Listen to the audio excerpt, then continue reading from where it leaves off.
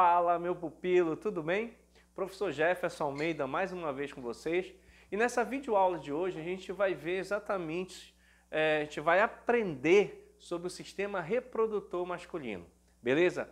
A reprodução ela é super importante, né? Ela vai fazer com que ocorra a perpetuação da espécie. Mas olha lá, quando a gente fala da espécie humana, a gente tem que aprender, principalmente para os vestibulares, a gente tem que aprender a reconhecer as estruturas e as funções das mesmas. Vamos dar uma olhada então, eu coloquei aqui para você um esqueminha sobre o sistema reprodutor. Então eu coloquei aqui para você todas as estruturas que podem vir a ser cobradas, né? Principalmente onde, tanto no Enem quanto na UEA, você que está aí estudando, né, para esses vestibulares. Dá uma olhada aqui. A primeira estrutura que eu chamo a atenção de você é a bolsa escrotal. A bolsa escrotal, também chamada de escroto, né? Então tá a função ali de estar protegendo, controlando a temperatura. Bem, e aí nós temos também os testículos. É um par de testículos. Os testículos são as gônadas, né? No caso masculina, tá certo? O local de produção de gametas. Depois que os espermatozoides são produzidos, eles vão ser armazenados no epidídimo, que é a próxima estrutura, e aí eles ganham motilidade e vão para onde? Eles vão percorrer o canal deferente, cuidado com isso, é deferente, os canais deferentes, até chegar à vesícula seminal. Vão receber o líquido seminal e aí chega no canal ejaculador. E chegando, depois do canal ejaculador, nós temos a próstata. A próstata, tá, gente? Ela vai produzir um líquido prostático. Super importante, né, para a proteção ali do espermatozoide no canal vaginal, beleza? Agora, passando aqui, nós temos também a glândula bulbouretral. As glândulas bulbouretrais, ou glândulas de Cooper, elas são super importantes, porque elas produzem ali um líquido lubrificante, tá? Para lubrificar o canal uretral, para quê? Para facilitar a passagem, né, dos espermatozoides, para que não aconteça ali qualquer tipo de problema com eles nessa passagem. E aí nós temos aqui o canal uretral já dentro do pênis. O pênis é o órgão copulador, o órgão de cópula, tá bom? E claro, nós temos a saída aqui que é a uretra. Então coloquei também para cá no esquema para você, né?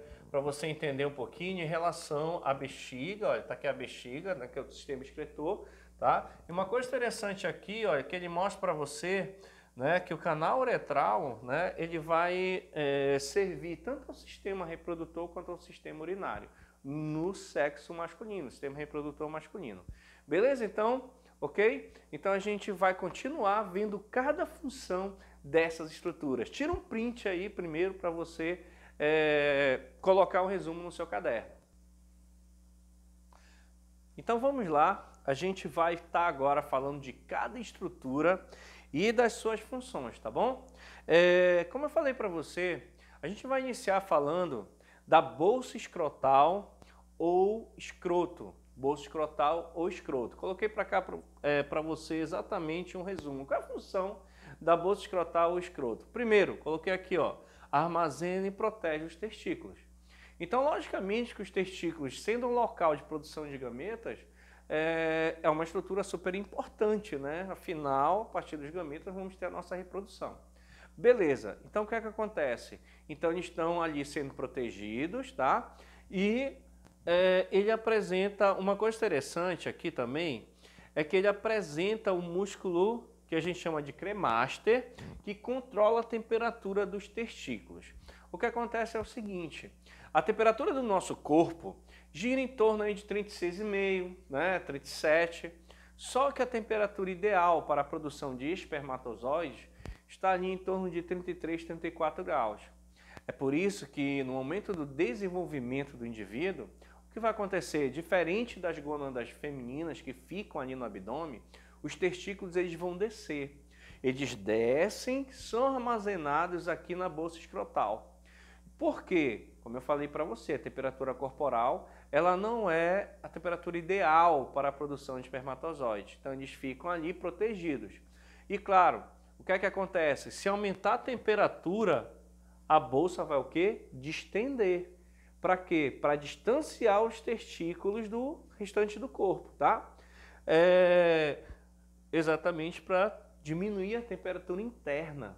Agora, olha que é interessante. Quando ocorre uma baixa de temperatura, a bolsa, né, ela contrai. Ela contrai para quê? Exatamente para aumentar a temperatura interna, né? Se você for tomar, por exemplo, um banho de cachoeira, né, aqui no Amazonas, em Presidente Figueiredo, que a água é muito fria, com toda a certeza do mundo, ele vai contrair. E o que é que vai acontecer? Ele vai trazer para quê? Para aumentar a temperatura interna. Beleza? É por isso que é muito importante a gente, né, no caso do homem, ele não vestir calças muito justas, né? Exatamente por causa da questão da temperatura. Beleza? Então a bolsa escrotal ou escroto tem essa função. E aí? Aí a gente chega exatamente nos testículos. Os testículos, eles são as gônadas masculinas, como eu falei anteriormente. Nós temos um par de testículos. O testículo é o local de produção de gametas masculinos, o local de produção da espermatogênese. E aí o que acontece é o seguinte, ó, coloquei aqui para você, ó, produz os gametas masculinos, que são espermatozoides, e produz também um hormônio sexual masculino, a testosterona. A gente sabe que a testosterona ela é um hormônio, né, importantíssimo para a gente, né, para as funções masculinas, né, para as características sexuais também secundárias do homem, né. Agora, como é que isso acontece? Quero mostrar aqui para você esse esqueminha aqui, né, do testículo. Dá uma olhada aqui, ó.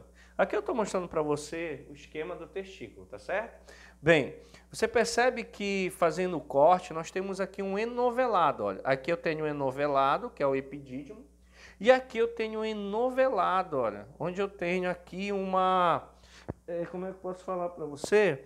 Eu tenho aqui, né, um tecido conjuntivo, né, aqui no meio, tá? E eu tenho vários enovelados. Esses enovelados são os túbulos seminíferos. É nos túbulos seminíferos que nós vamos ter o quê? A produção de gametas, no caso, a espermatogênese, tá bom? Então, nos túbulos seminíferos é que ocorre realmente a produção de gametas, é que ocorre a produção de espermatozoides, a espermatogênese. Sobre a ação, né, a gente lembra ainda do sistema endócrino lá, do FSH, lembra disso? O FSH ali, né, junto com a testosterona também, né, estão ali responsáveis por essa produção. Bem, eu quero chamar a atenção aqui para duas células importantes que podem cair na tua prova. A primeira célula é a célula de Sertoli. Então, eu estou mostrando aqui para você que as células de Sertoli, elas estão na parte interna aqui, ó, enquanto que na parte externa a gente tem as células intersticiais de Leydig. Então, as células de Sertoli, geralmente a gente fala que ela tem as seguintes funções. A primeira, ela controla a maturação e migração das células germinativas.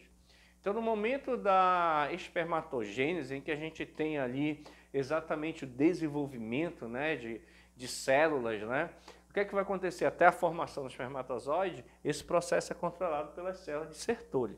Uma coisa também que ela é uma barreira hematotesticular. Como assim? Ela vai evitar, né, por exemplo, que algumas substâncias, algumas toxinas passem, né, vamos dizer assim, da corrente sanguínea para dentro, né, no caso ali dos testículos e vice-versa, tá bom? Então essa função da célula de Sertoli, ela controla esse processo, ela é super importante, né? Ela também vai estar ali controlando a quantidade de testosterona nesse processo aí. Agora, ó, como a gente está falando de testosterona, vou falar agora de quem produz a testosterona. Então, quem produz a testosterona são as células de Leydig. Olha, a gente sabe que quando a gente fala de testosterona, a gente tem que lembrar logo, claro, do sexo masculino, tá? Agora, eu dou uma dica, né? Então, para o homem, ter testosterona é uma lei. Lei, lembra de qual células? Leydig. Olha a dica aí, legal para você. Aí dá uma olhada aqui, as células de Leydig, elas produzem a testosterona, tá? Então eu quero chamar a atenção para vocês disso. A testosterona, como eu falei, ela é super importante, né, para as características sexuais secundárias do homem, né? E ela também produz alguns subprodutos, né, de hidrotestosterona, por exemplo. Mas o que eu quero chamar a atenção aqui, que pode vir na tua prova, é quem estimula as células de Leydig a produzir a testosterona. Então quem estimula é o LH, né? Então o LH, hormônio luteinizante, no homem ele faz isso. Ele estimula as células intersticiais de Leydig a produzir testosterona. É por isso, eu vou colocar bem aqui no cantinho, ó, é por isso que o LH no homem, sexo masculino, tá pessoal? Ele pode ser chamado de ICSH. ICSH, olha, hormônio estimulante das células intersticiais de Leydig.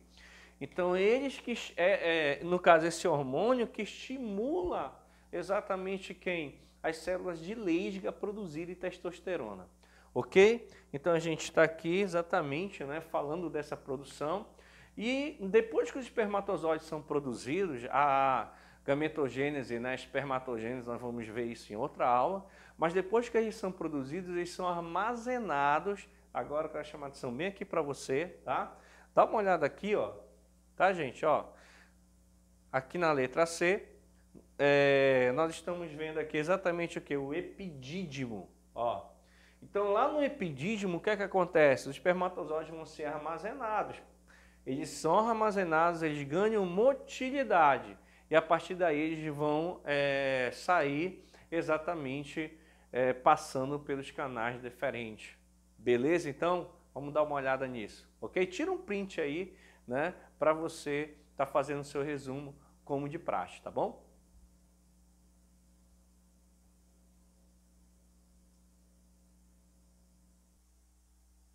Ok, então a gente já viu a bolsa escrotal, nós já vimos os testículos, já vimos o epidídimo. Depois que os espermatozoides são armazenados no epidídimo e eles ganham motilidade, aí eles vão sair do epidídimo e vão pegar o canal deferente. O canal deferente ele comunica o epidídimo à vesícula seminal. Então, na hora que os espermatozoides chegarem na vesícula seminal, eles vão receber o líquido seminal. Então, a vesícula seminal, ela produz o líquido seminal. E qual é a função dele? Coloquei aqui, ó, nutrição dos espermatozoides. Então, dentro do líquido seminal, nós vamos ter várias substâncias nutritivas, né? Principalmente a frutose, por exemplo. E aí, o que é que vai acontecer? Dá uma olhada. Eu já tenho espermatozoides, eu já tenho líquido seminal, tá? E aí entra no canal ejaculador e chegando na próstata, o que é que vai acontecer? Recebe o líquido prostático. A próstata ela produz um líquido e esse líquido ele é alcalino. Por que ele é alcalino? Porque no momento da cópula, o que é que vai acontecer? No momento da ejaculação, o sêmen ele é ejaculado e liberado no canal vaginal. O canal vaginal ele tem um pH ácido, né? Essa acidez tem uma função, a função de proteção ali do sistema reprodutor feminino contra, né, a proliferação de micro-organismos, mas também acaba prejudicando os espermatozoides. Então, o líquido prostático, a função dele é neutralizar essa acidez, tá bom? Neutraliza a acidez, né, para que os espermatozoides não sofram tantos danos. E aí o que é que vai acontecer? Saindo da próstata, desce, né, no caso, pelo canal ejaculador até chegar no canal uretral. E aí o que é que vai acontecer? O canal uretral ele vai fazer o quê? Ele vai lá no canal uretral, nós temos próximo dele a glândula bulbo-uretral. Na verdade, as glândulas bulbo-uretrais, também conhecidas como glândula de Cooper. O que é que vai acontecer? Elas vão liberar um líquido lubrificante. Eu coloquei aqui para você, glândula bulbo-uretral, líquido lubrificante. Qual é a ação deles? Primeiro, limpeza do canal uretral, né? Então vai limpar o canal uretral, né? Limpar, no caso, devido também de ser comum ao sistema urinário, né? Tem a questão do pH da urina, então ele acaba limpando, ele também retira micro-organismos, tá? Se houver. E também ele vai facilitar o deslocamento dos espermatozoides, exatamente para os espermatozoides passarem, né, no caso, pelo canal uretral sem sofrer tantos danos. e, no caso, vai chegar até a uretra. A uretra, ela é um orifício exatamente que comunica o sistema ao meio externo. Então, nós temos aqui a comunicação no meio externo para liberar tanto o sêmen quanto a urina. Né? Lembrando que o canal uretral serve tanto ao sistema urinário quanto ao sistema reprodutor no sexo masculino. Claro que a gente está estudando isso agora. Beleza? Então, tira um print aí, né, para a gente ir para a parte final dessa aula. Beleza? Ok? Vamos lá?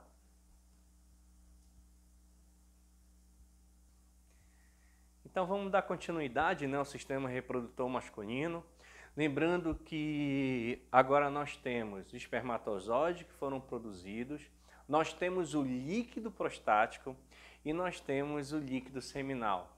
O conjunto de líquido prostático, líquido seminal e espermatozoides é o que forma o que a gente chama de quê? De sêmen ou esperma. Tudo bem? Sêmen ou esperma. Lembrando também o seguinte, lá no canal Deferente, né, só uma curiosidade que me veio agora à mente, quando se faz a vasectomia, se faz uma secção, né, nos canais deferentes. Tem que ter cuidado, por quê? Faz essa secção, quer dizer que é o seguinte, o homem ainda vai ejacular? Vai, mas no caso desse sêmen não vai ter mais espermatozoide, só vai ter o líquido seminal, só vai ter o líquido prostático. Beleza então? Ok? Beleza? Vamos continuar? E aí o que acontece? Quando ele chega então no canal uretral, né, vai ser liberado sêmen, né, no caso, pela uretra, lembrando que o homem ejacula, quer dizer, tem uma pressão, né, em jato, exatamente para ajudar, né, a passar logo pelo canal vaginal, para que os espermatozoides eles sofram menos danos possíveis, tá certo? E a gente está falando então de quem? Do pênis, do órgão copulador. Que o esqueminha aqui para você, ó. Tá aqui o órgão copulador, lembrando o seguinte, né, da estrutura do pênis, que a cabeça do pênis a gente chama de glande, tá? Glande, com L, beleza? E aí o que acontece? Nós temos a glande e nós temos uma pele, né, que cobre a glande, que é o prepúcio. Então, olha lá, a cabeça do pênis a gente chama de glande, né, uma área altamente sensível na excitação sexual, beleza? E nós temos a pele que cobre, né, no caso que a gente chama de prepúcio, tudo bem? Lembrando aqui, né, por exemplo, em termos de higiene, né, na hora que o homem está ali tomando banho, tem que higienizar essa região, tem que puxar esse prepúcio e lavar, tirar toda aquela sujeira que fica ali próximo da glande, tá bom? Vamos lá, vamos continuar aqui. Quando a gente faz um corte, né, e a gente vê a parte interna do pênis, o que é que a gente vai perceber? A gente vai perceber que ele tem regiões, tá, que a gente chama de corpos cavernosos e corpo esponjoso. Essa região, na hora que o homem está se excitando, ele canaliza o sangue para essa região, esse tecido vai ficar cheio de sangue e exatamente a quantidade de sangue nesse tecido, nessa região, que vai fazer com que o pênis ele fique ereto, né? Entre uma ereção, exatamente pela quantidade de sangue que está ali sendo canalizado no momento que o homem está se excitando, né? Preparando para uma cópula. É claro que sem ereção não tem penetração, tá, pessoal? Então é importante que um homem, né, antes, né, do ato sexual, ele passe exatamente o que? Ele vai encher de sangue os corpos cavernosos e o corpo esponjoso, aqui, né, ao redor da uretra. É tão importante, porque isso aqui, o corpo esponjoso é um tipo de corpo cavernoso, entende? Só que ele está aqui ao redor da uretra, então ele acaba sendo chamado de corpo esponjoso. Então, cavernoso, esponjoso, olha, caverna, tem espaço, esse espaço é totalmente o que? É preenchido de sangue, o que vai fazer com que ocorra uma ereção. Tudo bem? Era isso que eu queria falar para vocês hoje, né? As funções de cada estrutura do sistema reprodutor masculino. A gente está terminando por aqui. Deixo para vocês um grande abraço do professor Jefferson, tá bom? Me siga lá no Instagram e também entre lá no YouTube, se inscreva no canal, dê um ok pra gente, um likezinho lá, para ajudar. Beleza?